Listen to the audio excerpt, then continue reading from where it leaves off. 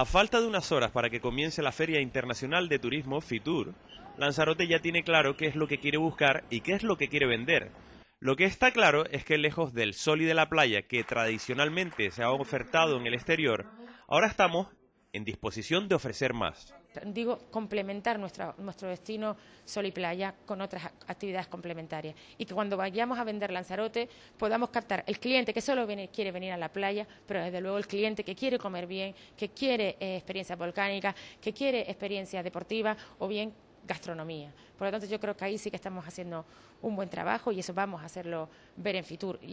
Por otro lado, el Cabildo de Lanzarote intentará seguir manteniendo su caudal de turistas procedentes del Reino Unido, Alemania y la península, pero abrirá más el espectro para garantizar posibles vacas flacas de nuestros principales países emisores.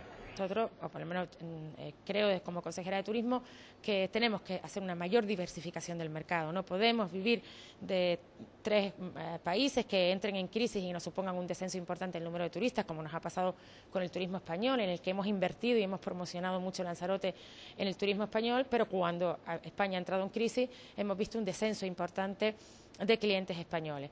Por lo tanto, creo que hay que diversificar.